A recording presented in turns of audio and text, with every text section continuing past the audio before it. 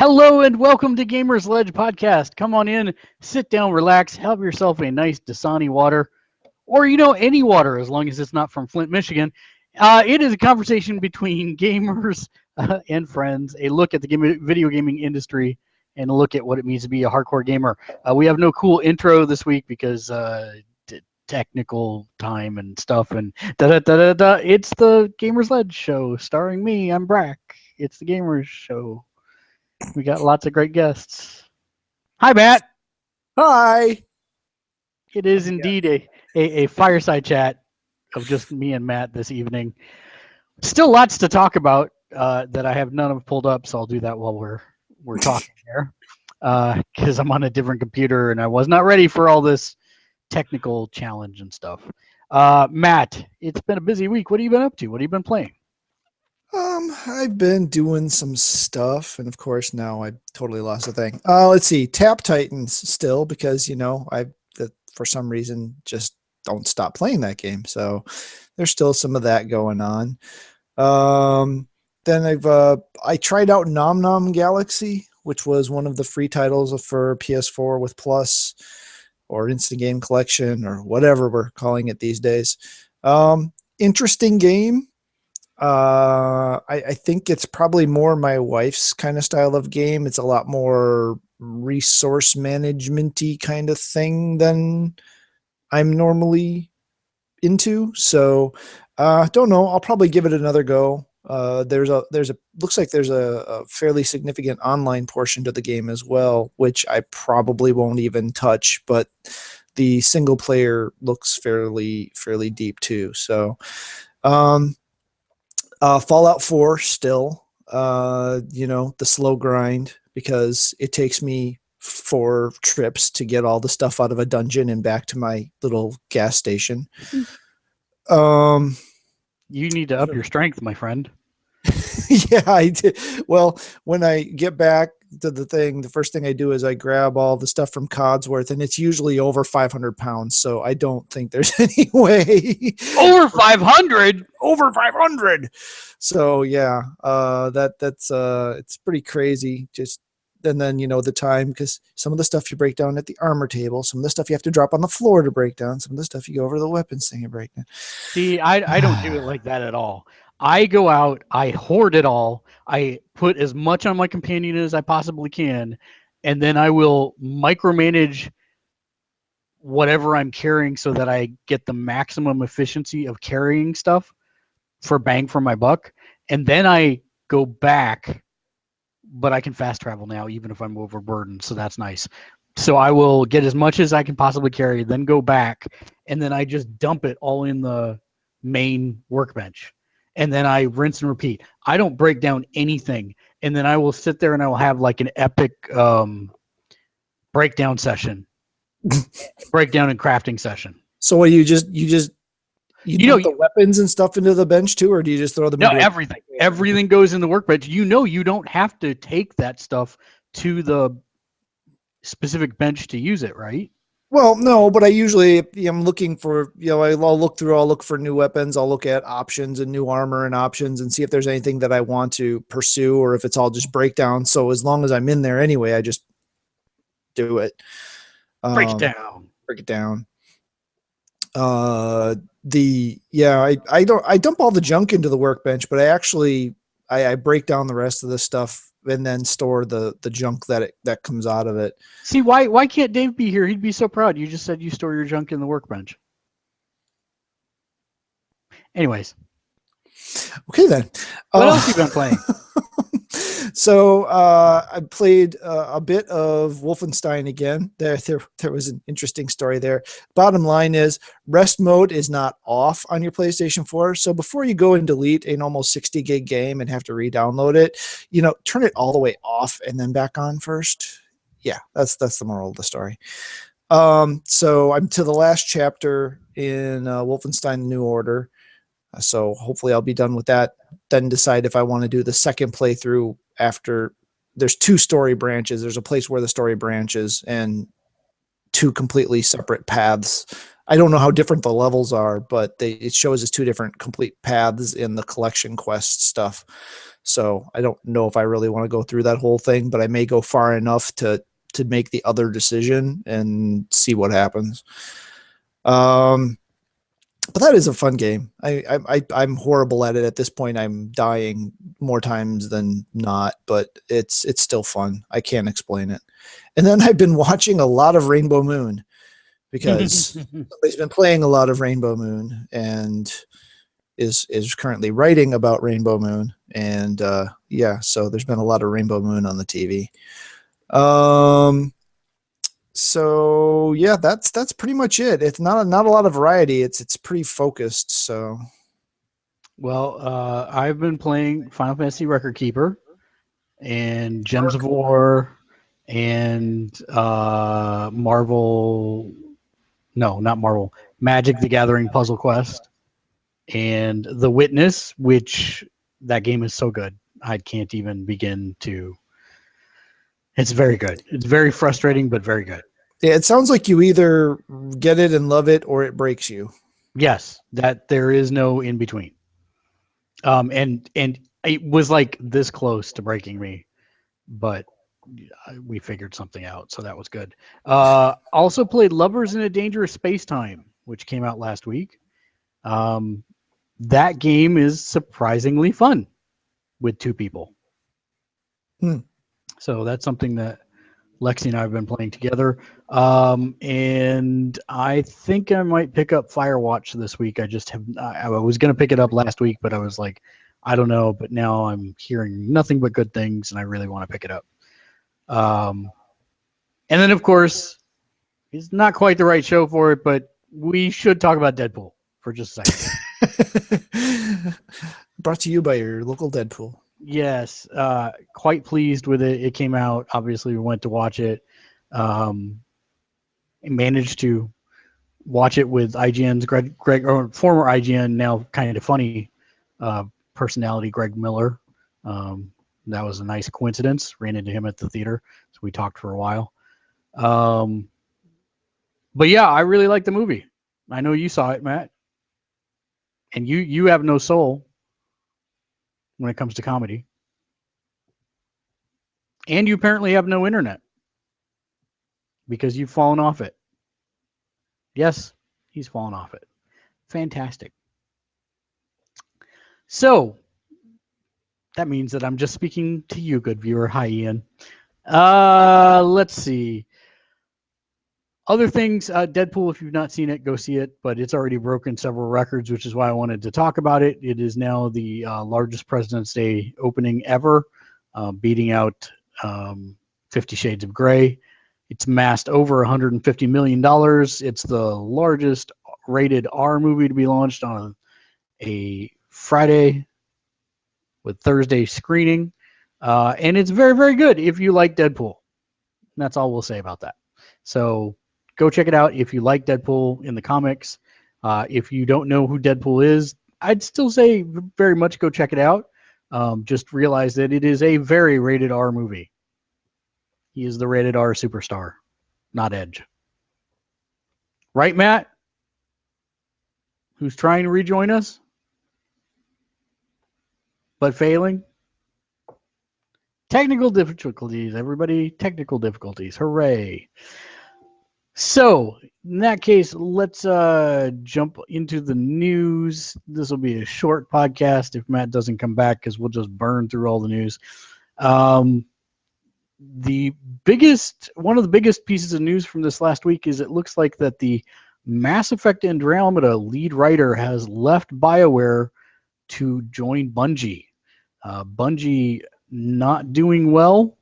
They just had some of their executives quit. Oh, Matt, a wild Matt appears. Woo! I think I'm challenging Chrome's memory limit at the moment. Yeah, I was like, oh, I'm suddenly talking to myself. What else is new? Hey, it wasn't the internet that dropped this time. It was just my computer. Oh, well, our one viewer left because I jumped right into news. So, yay. Yeah. So yeah, Deadpool. Yeah. I kind of wrapped up that segment, but you're back now. So I just said, it's rated R. Make sure that you understand that. Don't take kids to see it because it is very rated R. He's a very rated R superstar. Yeah, there was a kid in the viewing I went to that was well below the age that I thought should be in there, Did but people yell at him? Yell at no, the parents? no, yeah, there was an adult, a female adult with him, and I didn't even notice it till right before the film started that there was a kid there, and of course, everybody's different, right? I mean, Yeah, I know, but my entire theater, like everyone was talking about it, and everyone was saying that they were going to yell at anyone that brought a child in to see it. So, but but nobody yeah, did, it's amazingly. yeah, it's definitely it's rated R. I was actually surprised at how well the um pacing on it was. That was my big concern with it, is that the pacing was going to be weird. So I'm a little bit worried about the home release, because they're going to add a bunch of the stuff that they cut out back in, and I'm a little worried about it affecting the pacing. But yeah, we'll see. But overall, yeah, my expectations were super low actually for this movie, because I figured it was going to be one funny scene, 20 minutes of meh, another funny scene, another 20 minutes of meh, and it wasn't. It was actually paced really well. Well, I mean, that's pretty much your expectation of everything, right? No, not everything. Everything that's funny. Well, funny stuff, yeah. I mean, comedy and I have a very complicated relationship. Is that like the backseat of a car kind of thing? No, never mind. No. That's a painful relationship. Yes. So yeah, Mass Effect Andromeda lead writer leaves BioWare to join Bungie. I had just started talking about this. Bungie not doing so well because everybody's not playing Destiny. And we have another story about Destiny. We should just get all these out of the way. I know I put it in here somewhere. Where is the story that talks about how they're going to have one expansion this year, and then the big one, or Destiny 2, will not come till next year? Oh, you know what? It's on my other computer. That's where it's at. I guess, yeah, neither of us copied that in here, but yeah, they're doing a later this year. There's going to be a major update for Destiny. Not really sure what that contains. There were no real details given, but there's going to be one more update, whereas they had previously said there were not going to be no more updates for. There were not going to be no more updates. There were not going to be no more updates. Yeah, that sounds about like Destiny. Not going to be no more updates. Yeah, there weren't no more updates, but yeah, there weren't going to be any more updates. Excuse me, for the original, and they were just going to wait for the sequel. But apparently, they decided, oh wait, we can't go an entire year without giving somebody something. Well, what do you mean? They've gone in that long? Never mind. I know, but yeah, I still don't know how there are still people playing the game. I don't get how people are sticking with it, but see, look, I'm a glutton. I'm a glutton for punishment. I'll be you are. I'll be the first one to admit that. But even I got frustrated and annoyed with the lack of content in that game. It took me a while, far longer than it probably should have. Yes, I would agree with that. But I did get there, and so I'm like, are people just that pulling the wool over their own eyes to justify the cost of the game that they're still playing, or what could that be about? People latch on to weird stuff. I mean, I wouldn't have thought that there could still be World of Warcraft players at this point, but I mean, they do regularly update the game with new content. So yeah, and they're pretty aggressive about it, unlike Destiny. So yeah. Anyways, also I think it was in a week or two news cycle ago, but the CEO stepped down because of the poor performance of Destiny. Not that they're not making a lot of money off Destiny, just not as much as they thought they were going to make. Right. So, that still screams to me of great. You did this change to signal a change in direction, from your corporate management side of things. But what's that actually going to do for the game? Right. It's not actually going to change the rollout of content for the game.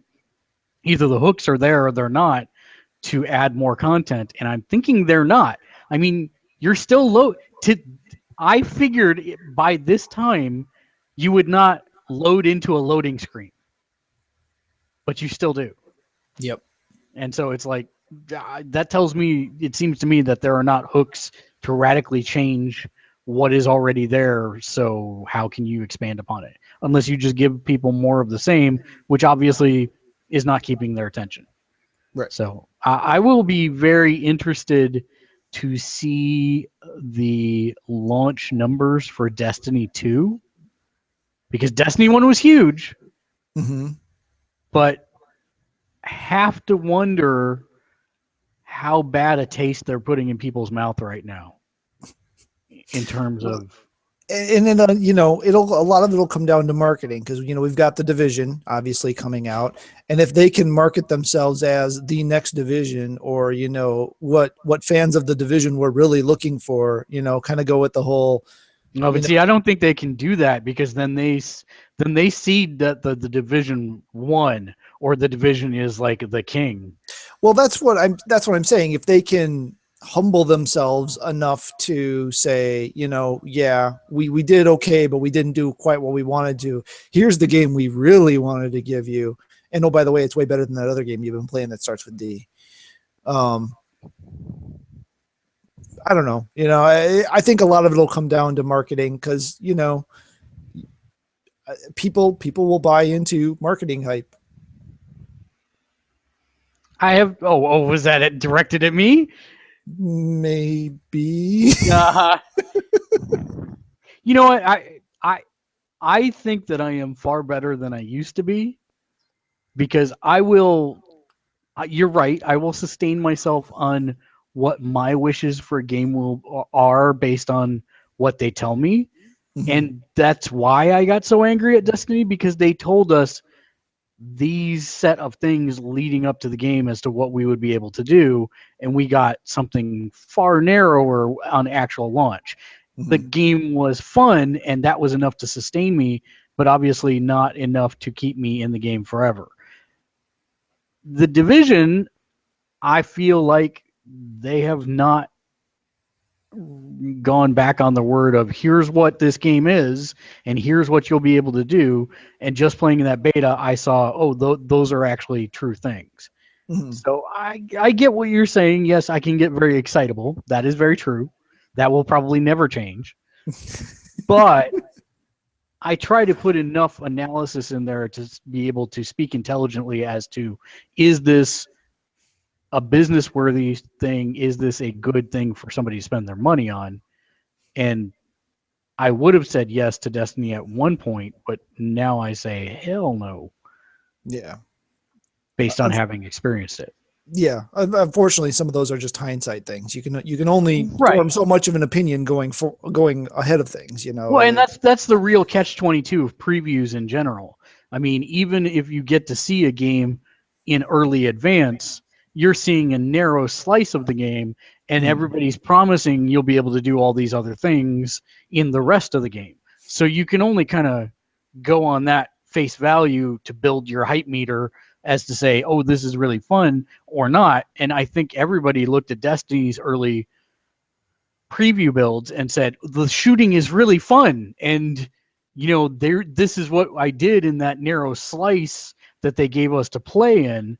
If the rest of the game, thinking it's going to be this and not this, if the rest of the game lives up to that, it's going to be a really good game.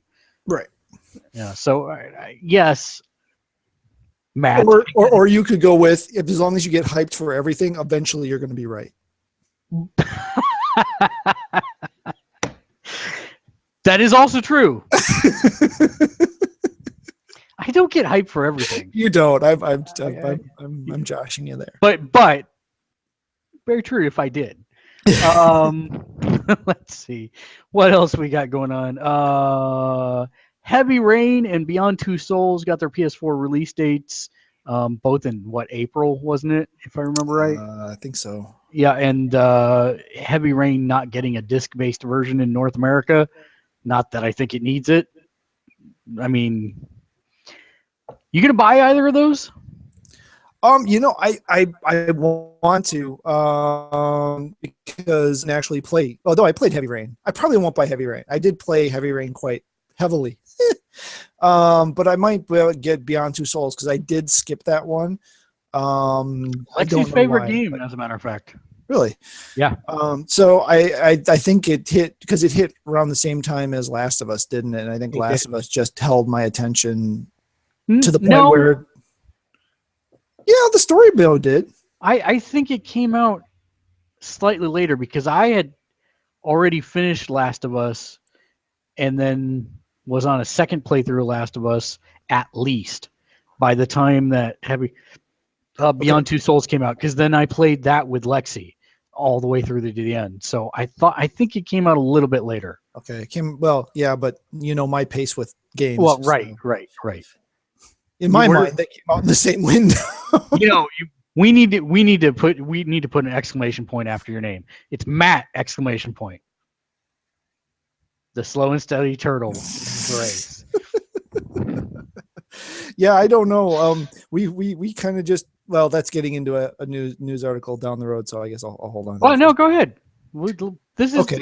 conversation. We'll jump out here. Okay, so we've been talking about Fallout 4 for a while, and Yes. I'm like level 21 right now. I think I haven't done any quests for any faction other than the Preston quests, and I haven't even gone to Diamond City the first time yet. So Me that either. kind of gives you an idea of what I'm running around in.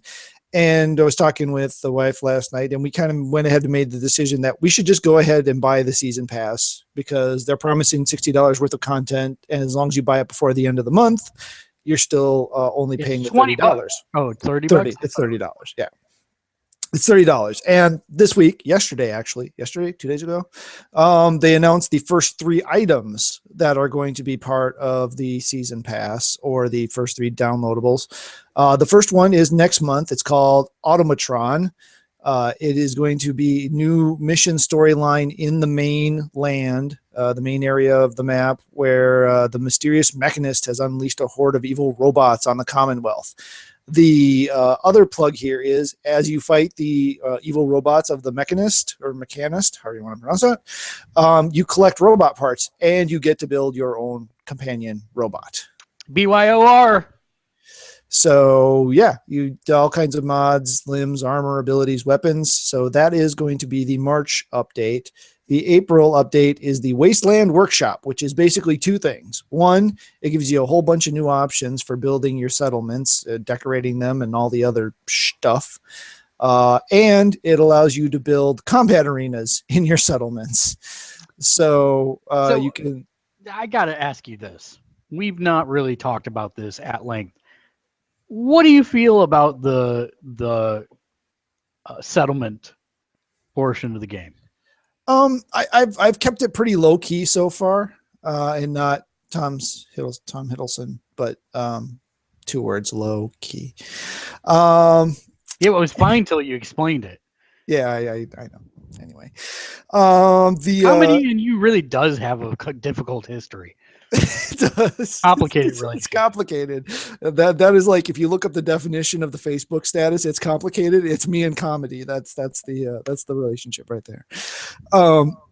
But I've only said to put up beacons at the settlement that you have to finish the quest from Preston, and at Sanctuary.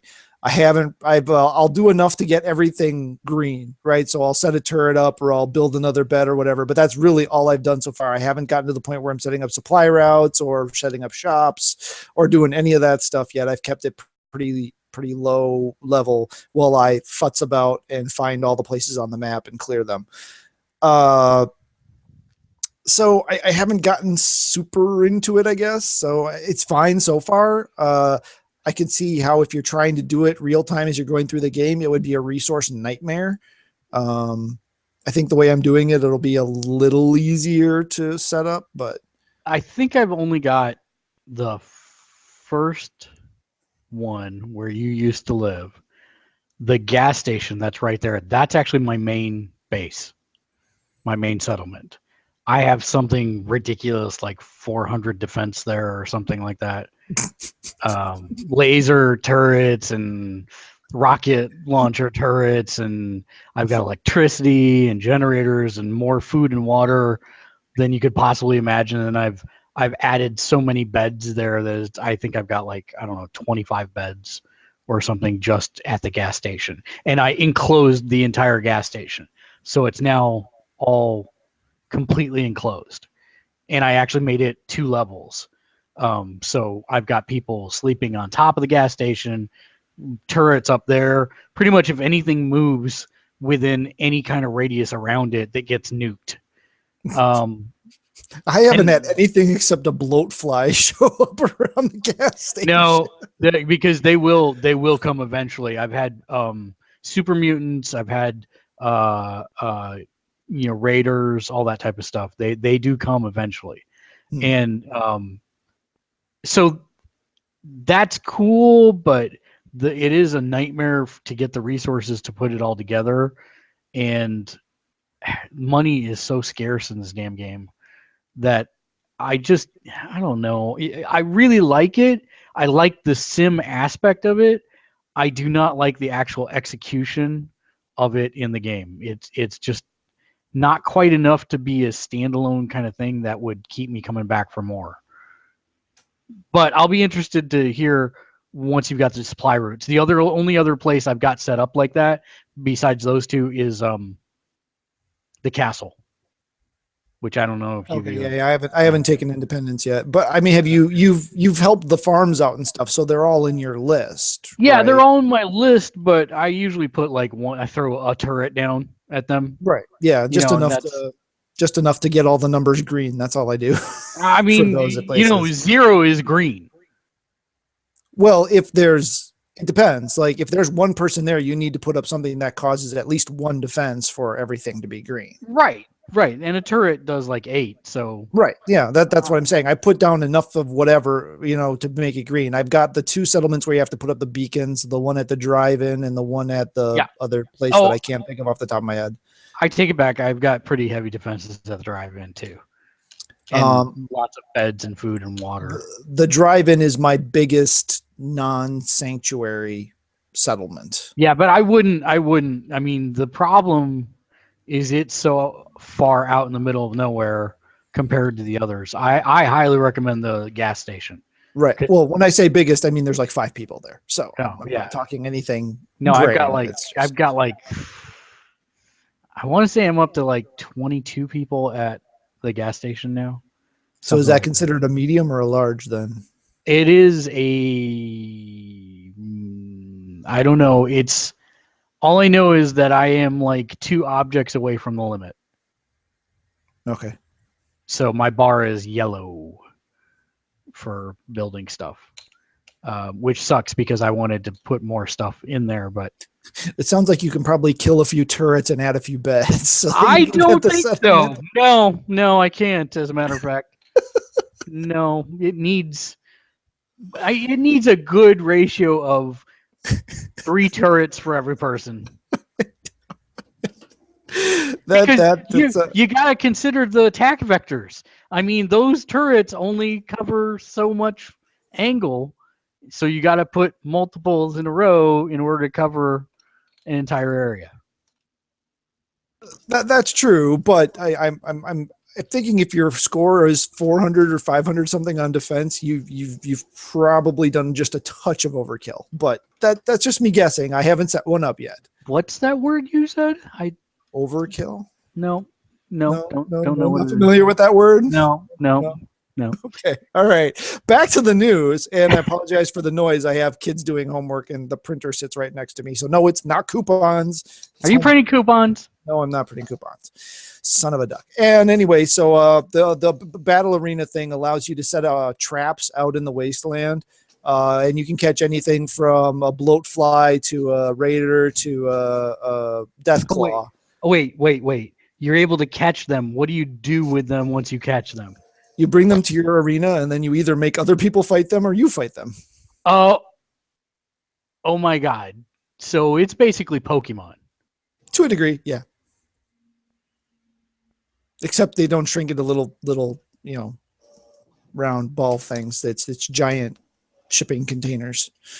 I totally want to catch what's the big bad monster? The Death Claw. Deathclaw, yeah, Yeah, I totally an want to alpha catch a Death Deathclaw. Claw. Yeah. Yeah. Yeah. So that's in the second of the three that were announced, the one for April. In May, we get Far Harbor. This is the most expensive. I forgot the price of the other two. I didn't say. The first one is $10. The Automatron is $10, and the Wasteland Workshop is $5. The final one is called Far Harbor and is $25, or your equivalent exchange rate of foreign currency. And it is actually an entirely new area. It's a fairly giant island off the coast of Maine that you'll have to take a specific. It's a quest that comes in from, spoiler alert, Valentine's Detective Agency. And you have to go on a quest, and it takes you to this Far Harbor. It's a completely new area, highly irradiated, very tough creatures there.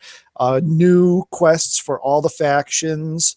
I believe it's the introduction of another. I'm not aware that this one faction is in the main game, so I think this is an introduction of a new faction. New townspeople. And then the quest itself, right? So there's it's the largest expansion that Bethesda's ever done for a game. So that's the big thing. And if you've been doing the math right there, that is 30 plus 10 is 40 plus 5 is 45. Means that there's $15 left for the rest of the 2016 DLC plan that'll be covered by the season pass, which, as I said, the season pass will keep its current $30 price to the end of February. March 1, it goes up to $50. I didn't realize what you were saying because you weren't saying it with the correct New England accent. Fahaba. Fahaba. Yes. Yeah, can't get there from here. So yeah, they're going to ship out off the back bay and take a boat and go to an island. Why it's highly irradiated, who knows? Why would you irradiate an island? I don't know, but somebody did. So, but anyway, we kind of decided, talking with my wife yesterday, that we were going to go ahead and do this. And I'm thinking, this is kind of cool, but it's also, I haven't even taken the first step into the actual storyline of the game yet. Yeah, same here. Okay, this will be interesting. But yeah. Everyone in the family's been enjoying the game, so it makes sense. And yeah, I think this will be good stuff. Tell me about this one you have here about fans beginning to make Star Wars KOTOR remake it. Knights of the Old Republic, for those. Yes, I know what KOTOR is. Not familiar. For those who are not familiar with what you said meant, is a PC BioWare, right? Yes. BioWare made the game. It's an RPG set in the Old Republic. I don't know, some 2,000 to 5,000 years before the events of A New Hope. And it's a very, very popular, very well loved game. Sadly, I have to say, full disclosure, I never actually got around to playing it. I own it, and I never actually got around to playing it. So it's been requested for a remake or an HD remake or a reissue or a something for some time now, but for whatever reason, BioWare hates money and has not been doing it. However, a fan project has undertaken the task of rebuilding Knights of the Old Republic, and taking the dang it. In Unreal Engine 4, that's what I'm trying to say. So they want to take it, bring it up, and get the project going, and possibly even create new content in and of itself for it. It's a free project, so if they don't get court orders to stop and desist, it will not cost anything for those who want to play it. And it's an interesting project. It'll be interesting to see where this goes, because the whole free thing gets into some really weird licensing and fair use and common why can't I think of what I'm trying to say? The license where common, that thing, common something, common usage, common.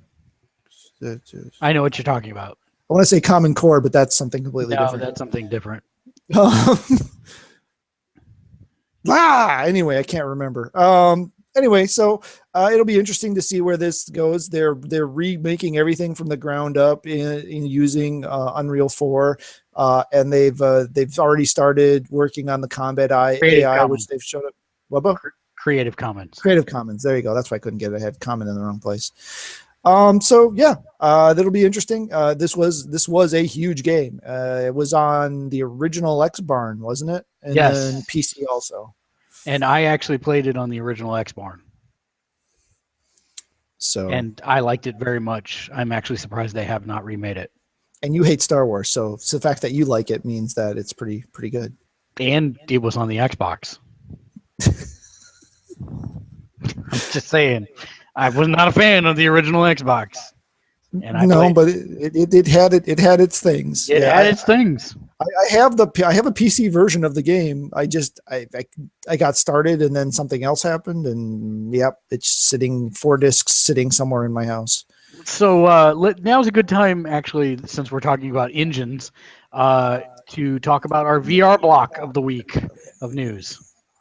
So let's start first with GameStop. GameStop CEO said on Fox News day before yesterday that PlayStation VR was launching this fall. That caused pretty much the internet to explode because Sony had said that it would be launched by summer of this year, actually expecting probably a Q1 or Q2 launch. Sony then updated to say, no, that's speculation on GameStop's behalf. We have no announcements about the date. And so now everybody's going, well, is it delayed or is it not delayed? Sony is actually, I think, starting to hurt themselves by not putting a date on it. We now know all of the dates for the Oculus, for the Vive. The only one we don't know is the PlayStation VR. So I think they're gonna, if they were planning to wait until June to talk about it at E3, I think maybe they can't do that, especially with this hubbub coming up now. I think it would be better for them to, for both their investors and for consumers, for them to tell when they're going to do it. Well, see, their plan is to launch it alongside No Man's Sky, which is never going to happen. So, they're launching No Man's Sky at E3 basically. So my original thought is that, oh, by the way, not only are we launching No Man's Sky, but you can play it first on PlayStation VR, which is available now. Which I don't think you can do that in this day and age. I mean, I don't understand how you could do that with supply chains, how you could actually do that at a major conference like they did with the Dreamcast. The Dreamcast, or not the Dreamcast, the Saturn.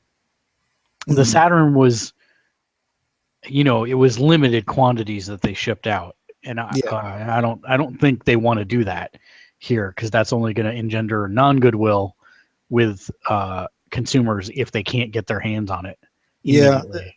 I mean, it would be in this day and age, it would be a challenge for them to get the units shipped out and everything done quiet without somebody spilling the bacon. So I guess we'll see.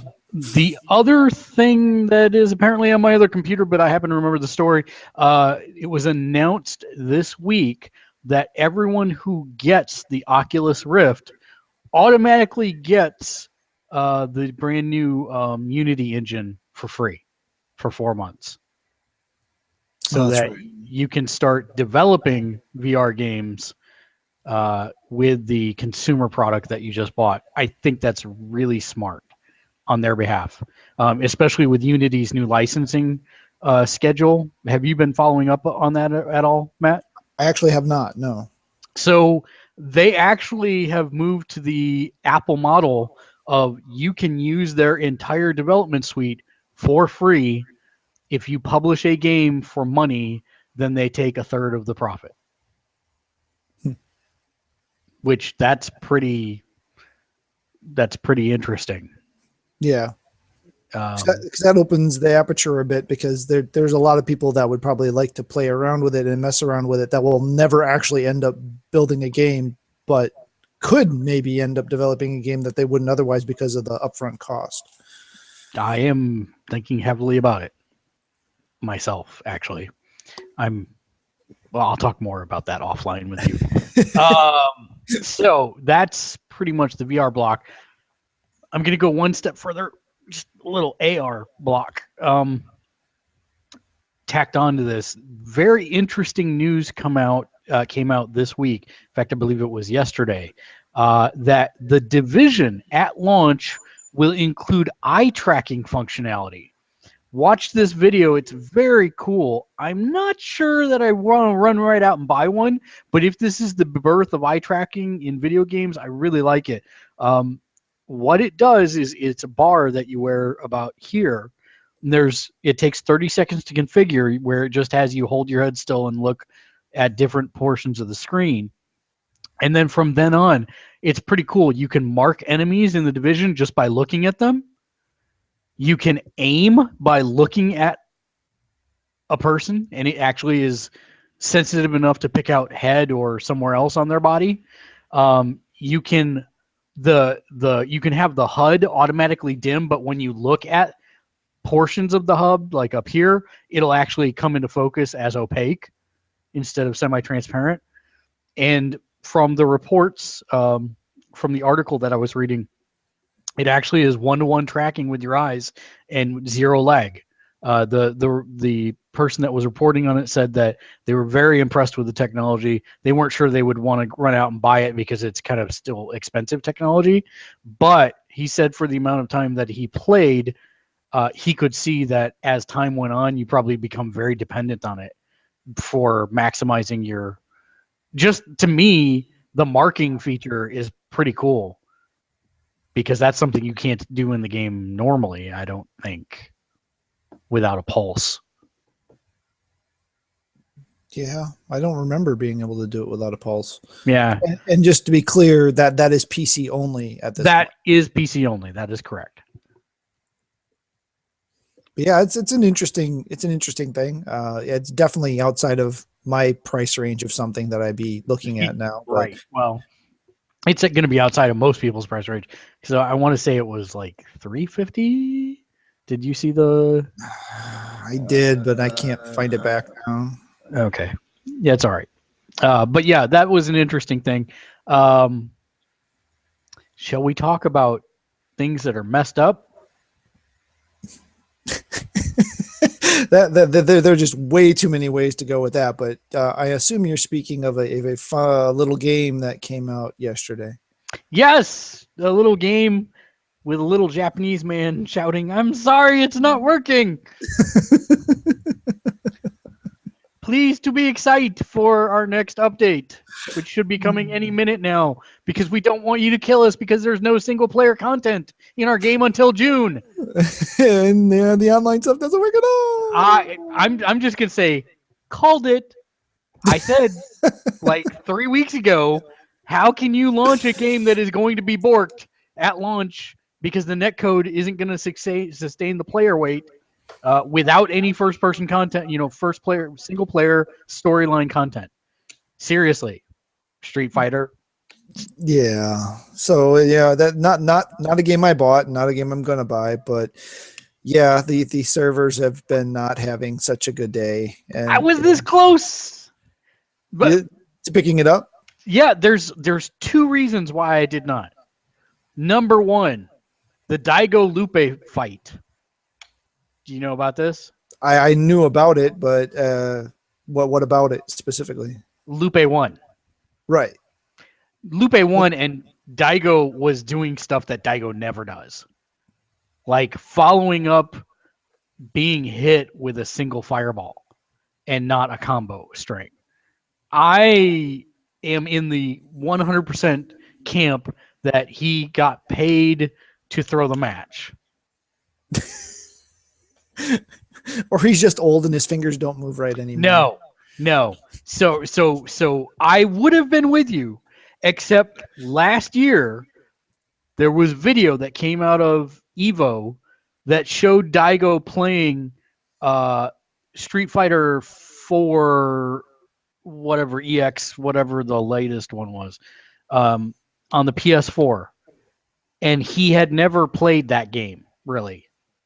He was more of like a couple versions back, and he was playing for $100 a pop. Do you think he lost a friggin' match? Probably No, not. no. He is. He's not. It doesn't matter how old he is. He's still friggin' Daigo. And if you, for you kids at home, if you have no idea who Daigo is, go look up Evo Chun-Li block and the word Daigo, and you will watch one of the greatest moments in gaming history that ever was, ever will be.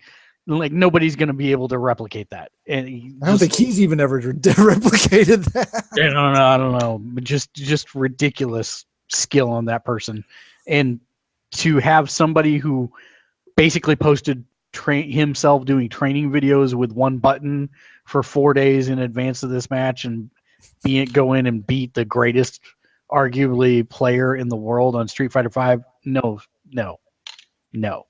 I mean, he could have thrown it for not being paid. Fine, whatever. He threw the match. No matter how you want to look at it, there was some kind of shenaniganry in that he either wanted to let him win or was paid to let him win. There's no way that Daigo playing a game loses to a scrub. Sorry. A fighting game. Let's a fighting game. A fighting game. Yes. Sorry. So, all right. Okay. So that event prevented you from buying the game. Well, that and the fact that I was like, I'm going to wait a day and a half and see how this goes down.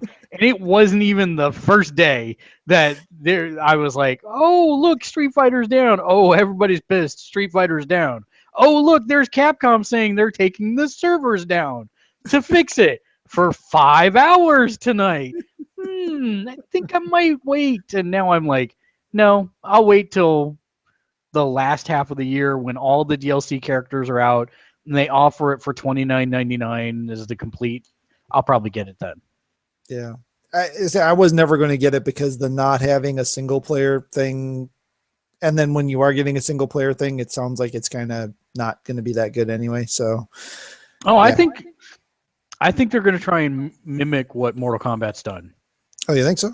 Oh yeah, they've talked about it. It's like an actual animated story mode in that cell shaded / watercolor kind of style. So okay. It could be interesting. I'm willing to give them a chance at least, but I'll probably wait until that is out. And I will, for one of the first times in my life, I will actually be like everybody else younger than me and watch the stuff on YouTube before I buy the game. And I may not anyway, because Street Fighter and I, much like comedy, have a complicated relationship. In the back of a car? No, never mind. Not the back of a Volkswagen. Come on. Yes. Okay. So speaking of go ahead. Oh, okay. Well, I finally figured out. No, I'm a little okay. Whatever. I finally figured out the difference between the two main versions of Fire Emblem Fates. It's taken me this long to finally understand. Yeah, in one you're sticking up for your blood family, and the other one you're sticking up for the family that took you in, right? But you can for $20 buy the other storyline for either version of the game. So with Bloodright or Birthright, you join your family you were born into and side against the family that raised you, and with Conquest, you by default you side with the family that raised you and against the family that you were born into. But for $20 for either version of the game, you can buy the other storyline. So then that kind of makes you, well, what's the point? I don't understand why is there still two versions? There are two versions, and the third one I still don't understand. So I'm not even going to talk about that right now. Birthright, which is the white one, is a more modernized version of the SRPG genre. It has areas where you can grind the mission objectives are generally kill all the enemies and nothing else. There's the easy mode involved in there. Conquest is the more old school or traditional SRPG. There are only the storyline battles. There are no grinding battles. The victory conditions for the battles are more complicated. It is more the true Fire Emblem style experience of the game. So that's why there's two versions where you can choose to do either storyline for an extra $20. They have done a piss poor job of illustrating that to consumers. Yes. And like I said, it finally took me to today to figure it all out because somebody was asking me about it, and I had to finally order all the pieces in my head and pull all the different pieces together and figure out, okay, well, that's what they've been trying to tell us for forever, and it hasn't been making any sense because the game's been out for a year in Japan. So I have to ask then, which is Mitchell gonna get then? Both. Well, okay, but I mean, which one's he going to play first? Which one is he looking forward to first? I have to double check, but I believe he's going to jump into Conquest, which is the old school, old school version. But it is the old school version, but it does still come with the no permadeath mode on it. So he probably will put on no permadeath. So, but aren't you hamstringing yourself then?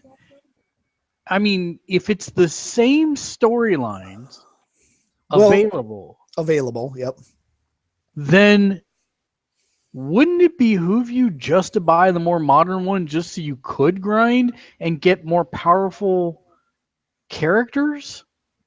It's I believe the mentality behind it, and this may be a much more Japanese thing than a North American thing, and they're just carrying it through because they already put all the development time in.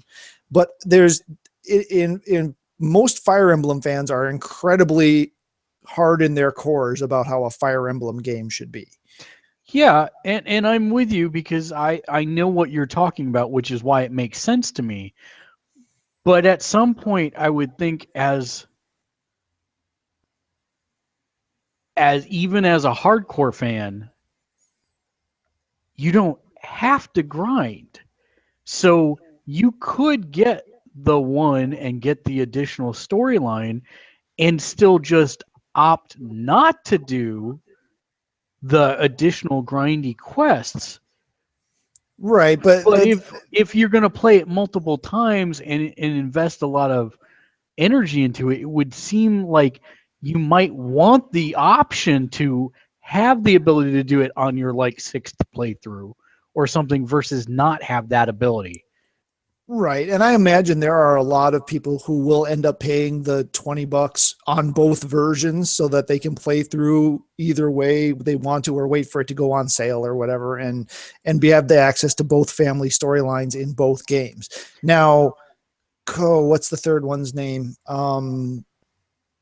Kawadamundi? Drawing a blank. Fire Emblem Kawadamundi?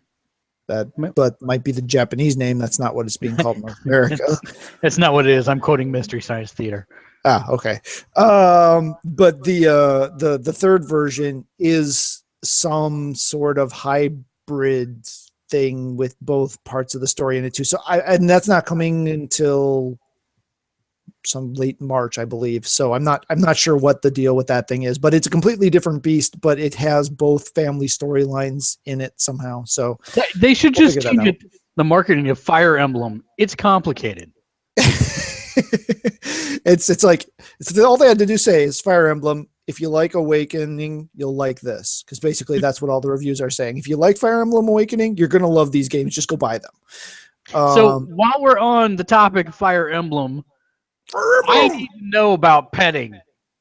Okay, so petting, as it has become affectionately known. Affectionately, I see what I did there. Yeah. Is a sub. Oh dear, I'm petting you. I feel so wronged right now. Family podcast. Is a side game, mini game. I don't know, something like that. It's a mini game. It's a mini game in the Japanese version to help increase your relationship level with one of the other characters. Relationship level. It's not that far. I mean, come on, you've been in a relationship where you lay there cuddling and you're rubbing the arm or whatever. It happens, right? I mean, I understand You go on, Matt. Oh, fingers are flipping where you can't see them. Anyway, so the localization for North America process decided that was probably just not going to fly over too well with some portion of the North American sentiment. We should also clarify that this is Japanese petting, not American petting. It's pretty graphic. Yeah, it's I actually haven't watched any videos of it, so I'm not sure. I mean, Fire Emblem graphics tend to be pretty static, so I wouldn't imagine there's a whole lot of dynamic petting, but there's stuff. Anyway, so that has been removed or replaced in the game with a interesting thing where when you're doing one of the relationship building things within the game, the person that is in one of the people might fall asleep. So apparently you bore them to death. I don't think that's what's implied, but sure, we'll go with that for you. We'll go with that. So first you bore them to death, and then you can tap on them to wake them up. Wait, boring them to death. I see what you did there. Finally got it. But anyway, so for whatever reason, the characters will fall asleep, and you can tap on them to wake them up, and that will trigger the equivalent of what the petting game triggered in the Japanese version. So yes, you will be using the stencil to initiate some form of contact on an individual in a non-sensual manner to wake them up and trigger a story, a relationship event. Well, that sounds like a mess. It's weird. I would have never, ever imagined my oldest playing anything resembling a dating sim or a relationship management game ever. And he fell so far down the rabbit hole on that with Awakening. It blew my mind. Watch him. Let's see. Speaking of messes, Activision has had a bit of a mess. Oh dear.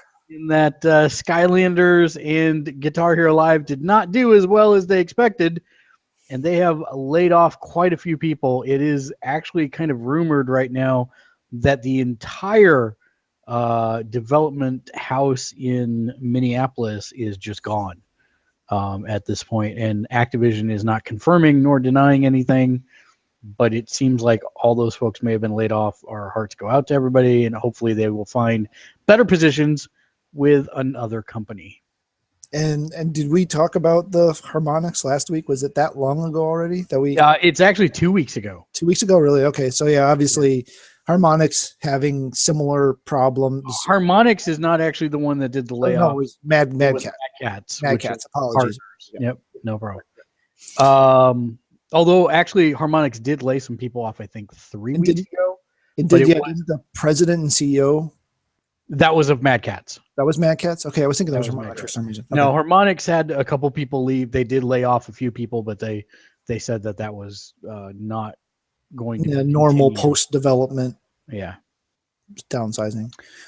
The only last thing I think I have to talk about is, of course, the video game industry stats for 2015. The U.S. video game industry generated $23.5 billion.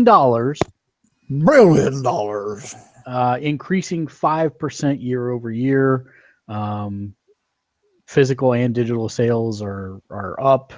NPD is a group that measures basically the sale of physical copies of things. However, they released a joint statement that also covered digital for a change.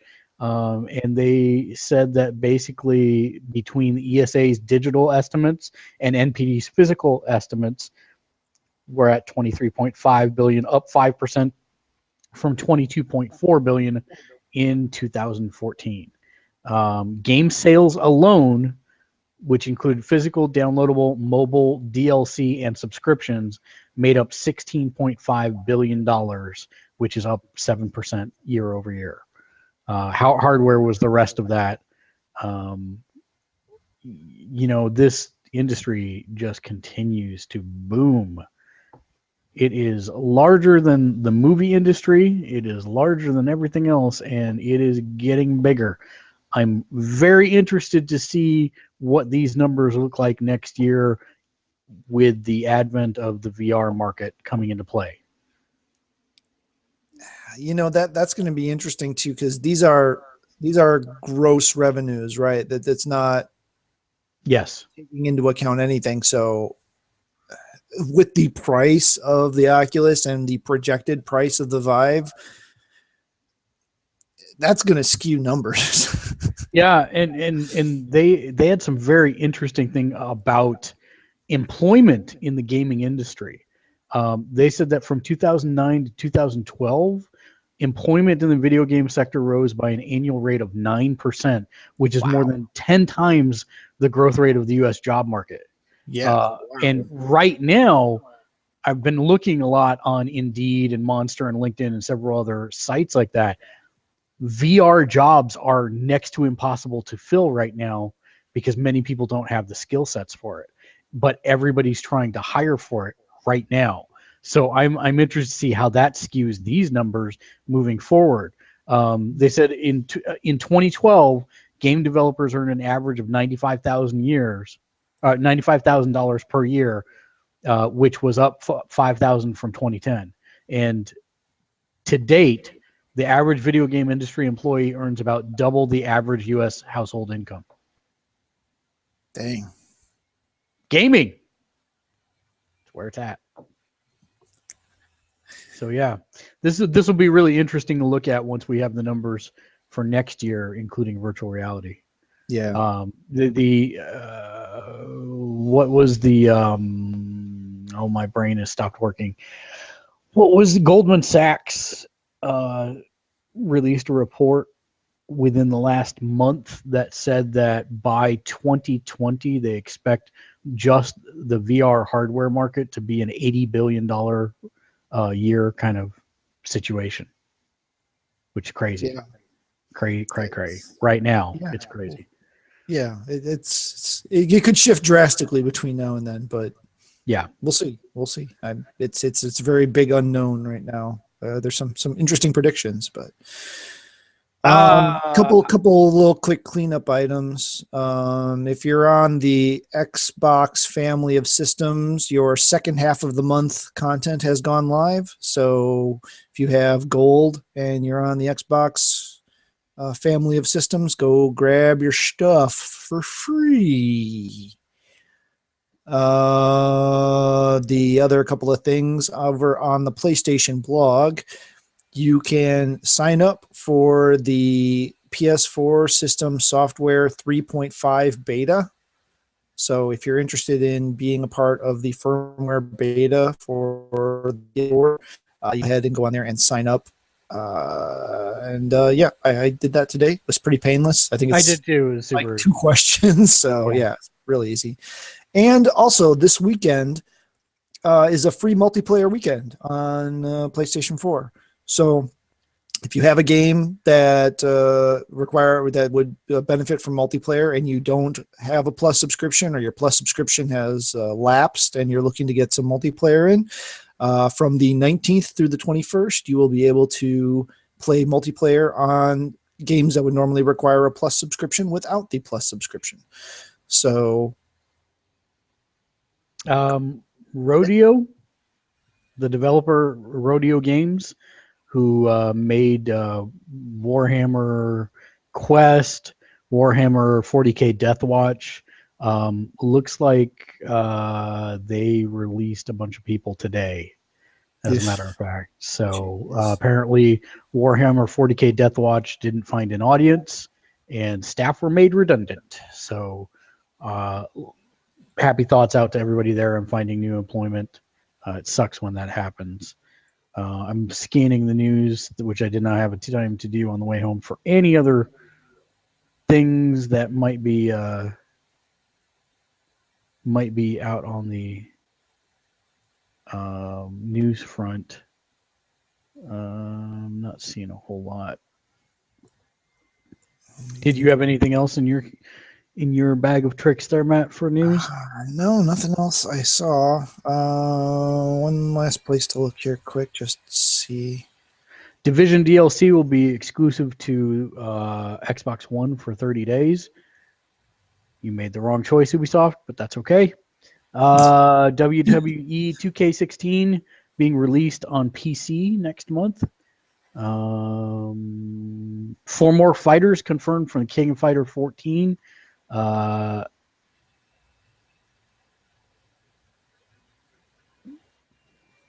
In fact, one of them I'm not even familiar with. It's a Lucha Libre wrestler that wears a Tyrannosaurus Rex mask. Weird.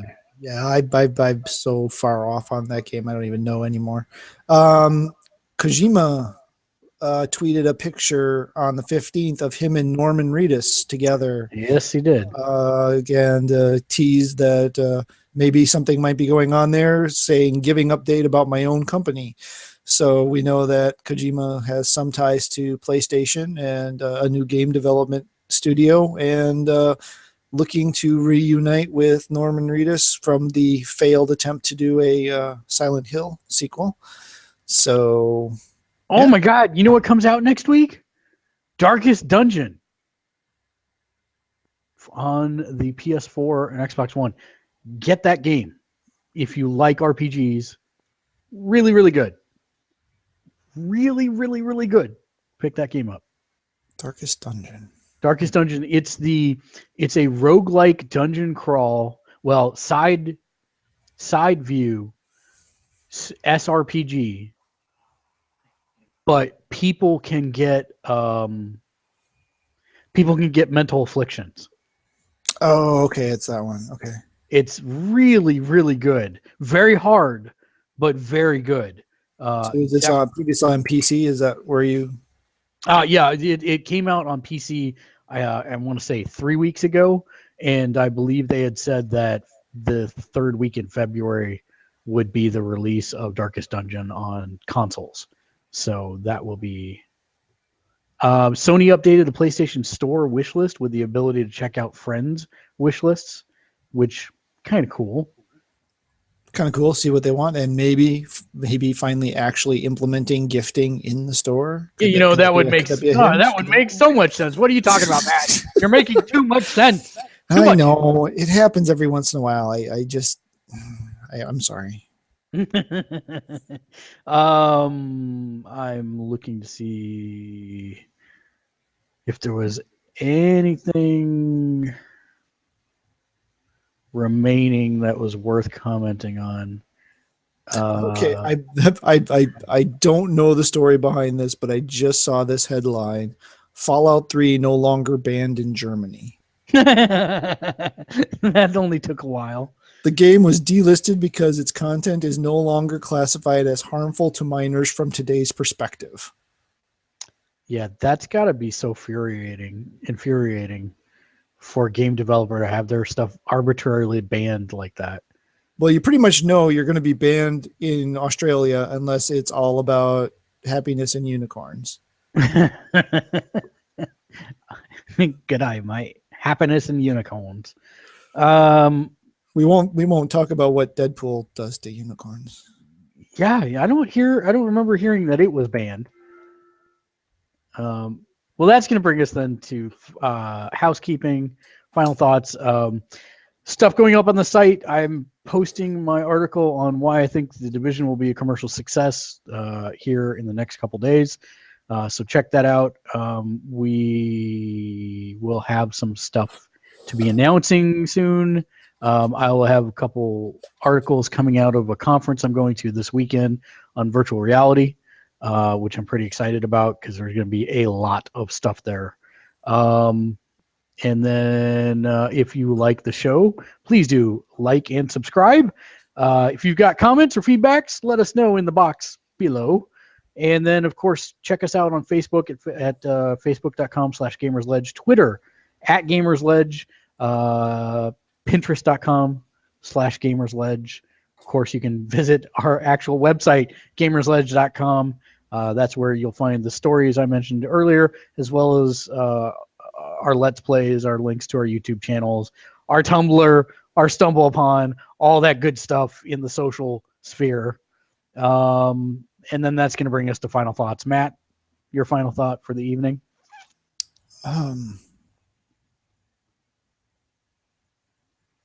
Wow, I don't know. I totally wasn't ready for this for some reason. If you're a Doctor Who fan, Matt Smith and David Tennant are going to be together at Wizard World, New York. And did you see Tennant's going to be at Madison? Yeah, I saw that.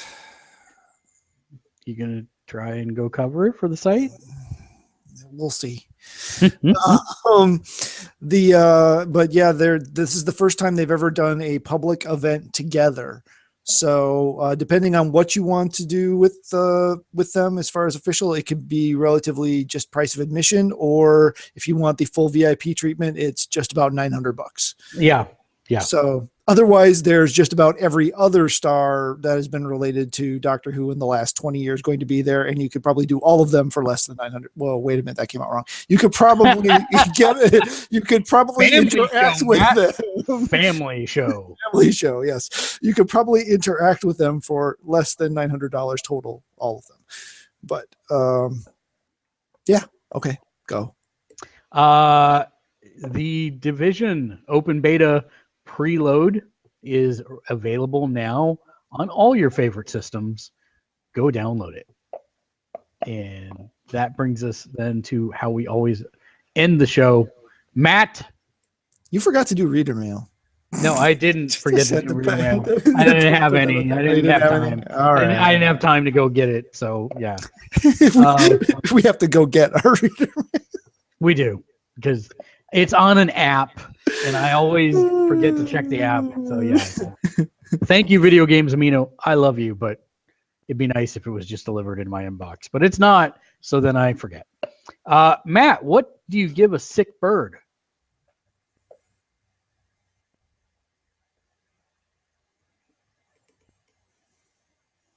I don't know, Mark. What do you give a sick bird? Tweetment. Game on. Game on. That was actually better than I was expecting. So I'm actually okay with that one. I think you have now gotten to the level where the abuse you are starting to see as you know what I'm saying? As endearment, yeah. Shell shock, yes. Yeah, exactly. Until next week, game on. Game on.